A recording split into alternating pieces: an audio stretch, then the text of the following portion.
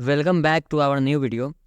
इस वीडियो में हम लोग डिस्कस करेंगे मोशन चैप्टर के जो बेसिक्स पॉइंट है उन्हीं को आगे बढ़ाते हुए 3 एस्पेक्ट्स पे हम लोग ध्यान देंगे।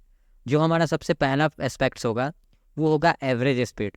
इसको हम आगे चल के रिलेट करेंगे स्पीड के साथ कि स्पीड और एवरेज स्पीड में क्या डिफरेंस है।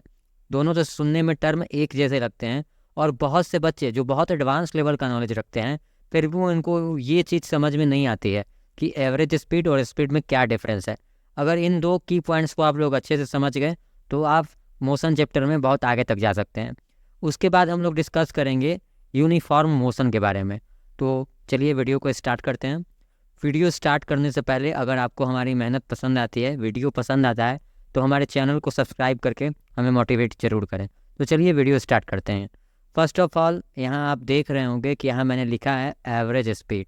तो सबसे पहले एवरेज स्पीड को ही हम लोग डिस्कस करेंगे। तो average speed is the total distance travel divided by the total time taken.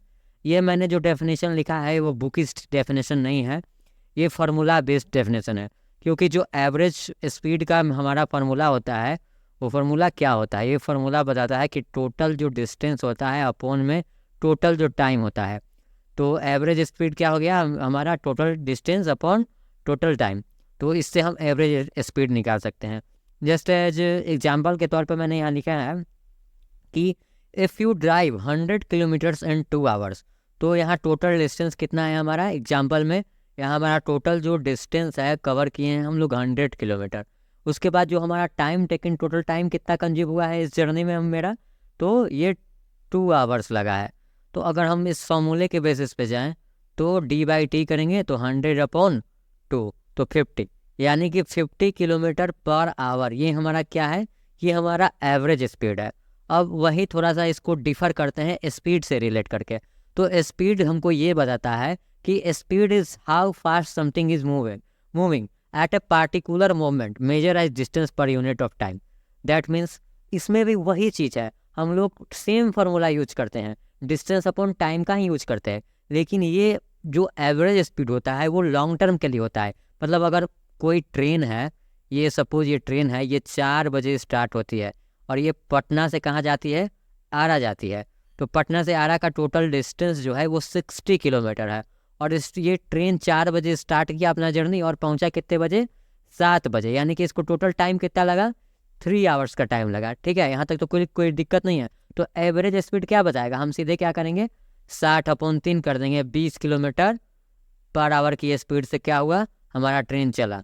वहीं अगर स्पीड की बात करें तो अगर कोई इंसान है, अगर आप गाड़ी में बैठे हैं और 4 बजे आपकी ट्रेन खुली और 4:01 में क्या स्पीड है, 4:01 में कितना ट्रेन का स्पीड है उसको निकालना है हमको। ठीक है, तो सबसे पहले अगर 4 बजे खुला है तो 4:01 में अगर हम पूछ रहे हैं या हम निकाल रहे हैं speed, that means time consume कितना है इसका 1 मिनट। कितना है 1 मिनट। एंड अगर डिस्टेंस देखा जाए, अगर डिस्टेंस कोई बताएगा कि कितना है और तो डिस्टेंस बोलेगा कि अगर 60 किलोमीटर है, ये कितना है 60 किलोमीटर कवर किया, तो हम कैसे इसको निकालेंगे, इसको निकाल देंगे सीधे 60/1/60, यानी कि 60 किलोमीटर पर आवर की स्पीड से कौन सा चल रहा है, हमको ट्रेन चल रहा है।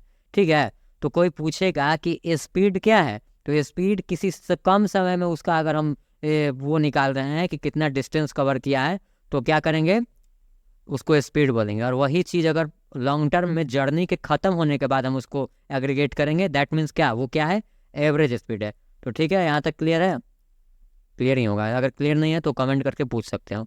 अगले पॉइंट में हम इसको डिस्कस करते हैं कि यूनिफॉर्म मोशन क्या होता है। तो uniform speed, sorry what is uniform speed, motion नहीं। तो uniform speed means an object is moving at a constant speed covering equal distance in equal intervals of time. It does not slow down or speed up.